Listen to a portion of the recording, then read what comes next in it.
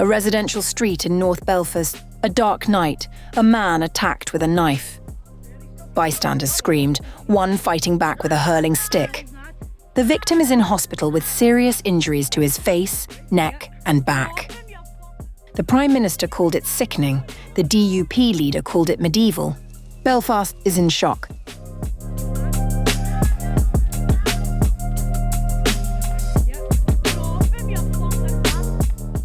An Irish man is in hospital in serious condition after a knifeman attacked him on a residential street in North Belfast late on June 8th, in footage that has since spread widely online and drawn condemnation from across the political spectrum. Officers from the PSNI were called to Kinnaird Avenue shortly after 10:30 p.m. local time following reports of a knife attack. A video circulating on social media appears to show a black man slashing at the victim's neck while onlookers shout at him to stop. Bystanders eventually pulled the attacker away, with one intervening using a hurling stick.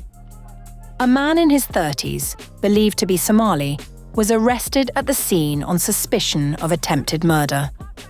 The victim, a man in his 40s, was taken to hospital with serious injuries to his face, neck, and back. PSNI Assistant Chief Constable Ryan Henderson declared it a critical incident and said officers had arrived within minutes.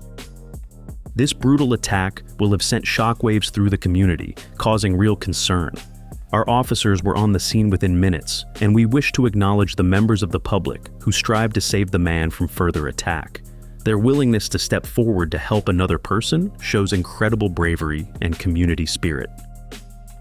British Prime Minister Keir Starmer called the scene sickening and said, "I have absolutely no tolerance for abhorrent scenes of violence like this on our streets. My thoughts are first and foremost with the victim, and I thank the first responders, including members of the public who intervened." The attack has also drawn sharp responses from opposition leaders. DUP leader Gavin Robinson, who said the footage would be impossible to unsee, described it as medieval and barbaric. What occurred last night will have profound implications for community cohesion in this country. This needs to be a time for honesty and openness and truth. Will he confirm that he and his government recognise that uncontrolled immigration needs to end? Will he confirm that the government needs to reassure and protect our population who for too long have had their concerns ignored?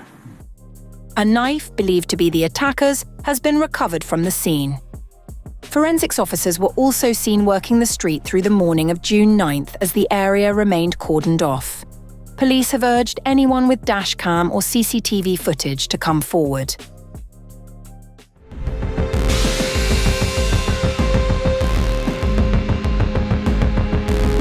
Britain's taxpayers may have unknowingly funded some of the very threats the country was trying to combat.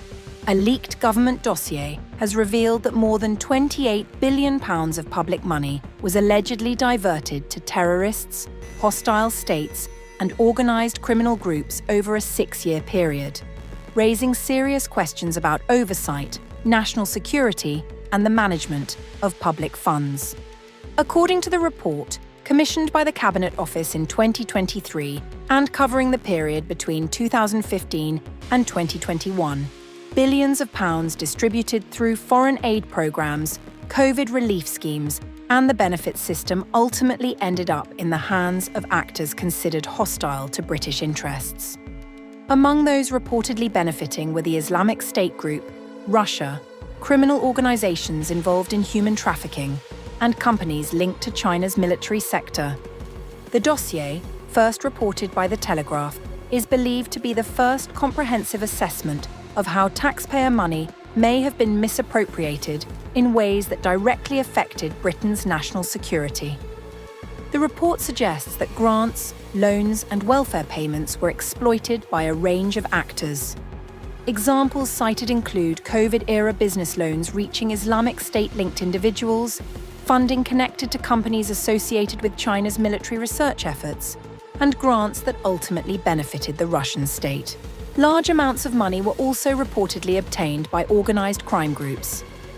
Human traffickers were among those accused of accessing housing and disability benefits, while criminal networks in Eastern Europe allegedly mounted coordinated efforts to obtain British state funds. Sources cited in the report claim some of these organised crime groups were supported by a hostile foreign state as part of efforts to encourage illegal migration into the United Kingdom. Experts have described the findings as deeply concerning. Rebecca Harding of the Centre for Economic Security warned that the report highlights Britain's exposure to economic threats from both state and non-state actors. One of the problems is we have assumed that everybody wants the same thing as us. What we haven't realized is, when it comes to other countries, want to project their economic power in a way that undermines our economic power. It is economic warfare, and we have been naive about all of this. Tom Keatinger of the RUSI think tank said, There were lots of examples of the benefit system becoming an ATM for terrorists. Keating also criticised weaknesses in pandemic-era loan programmes, noting that any loophole could be exploited by criminals or extremists. The report was originally prepared after widespread concerns emerged over fraud in COVID support schemes. Previous government estimates suggested taxpayers lost around £10.9 billion to fraud linked to pandemic relief programmes. Despite the significance of the findings, the report was reportedly not widely circulated within the government because officials considered its conclusions too damaging.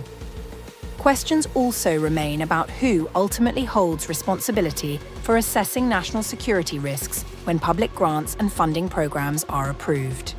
The revelations come as Britain continues to reassess how public money is distributed at home and abroad. While misappropriated funds represent only a fraction of overall government spending during the period, the report raises serious concerns about oversight, accountability, and the vulnerability of public finances to exploitation by hostile actors.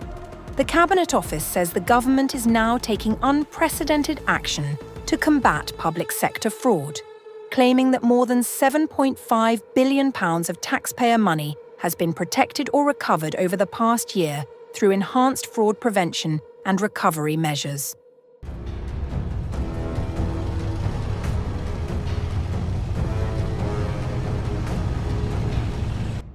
Four years of sanctions have not stopped Russia. They have made it more desperate and more reckless. 3 senior European intelligence officials told the Associated Press on May 30th that Russia's intelligence agencies have grown significantly more aggressive in their efforts to steal Western technology and defense secrets as the economic strain of its war in Ukraine deepens. The tactics include building fake companies, recruiting middlemen, deploying hackers against European firms, and probing critical infrastructure for vulnerabilities. Sweden's Deputy Head of Security Operations, Christopher Wedelin, said Moscow is making a serious effort to acquire advanced machine tools, factory equipment, and dual-use technology. In Sweden specifically, Russia is targeting research into the Gripen fighter jet and seeking civilian camera and laser technology that could be adapted for weapons systems. Finland's intelligence chief Juha Martelius said the ambitions stretched further still. We're talking about space technology, quantum, Arctic technology, and marine technology. Space technology is something Russia needs right now. What has alarmed Western officials is not just what Russia is after, but how it is going about it. Wedelin described a Russian cyber attack on a Swedish power plant last year that came close to destroying it. Previously, his agency had mostly observed reconnaissance. This was different. Moscow is also conducting cyber attacks against European firms and critical infrastructure to gather information, which it could exploit when it gets the chance and when it serves its purposes.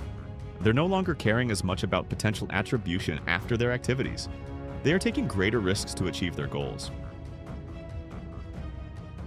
The shift reflects an economy under severe strain. Estonia's intelligence chief Kaupo Rosin said roughly a third of Russia's GDP currently goes to the war effort. The country had already nearly exhausted its planned budget deficit for the whole of 2026 by the end of February. Intelligence reports seen by Estonia's service showed a notably gloomier mood among Russian officials over the past 6 months, with the narrative of total victory in Ukraine having quietly disappeared from internal discussions. Officials were privately asking what the war was still for, Rosine said. Whether that translates into any change of course is another matter. Finland's Martelius offered a blunt warning about reading too much into Russia's internal doubts. It is very dangerous to start analysing Russia as if it was some country like ours. It is not. Russia is bleeding, but it is not stopping. The shift from caution to recklessness is itself the warning. A state that no longer fears exposure is a state that believes it has little left to lose. For Western governments still debating the cost of confronting Moscow, that calculation may matter more than any battlefield map.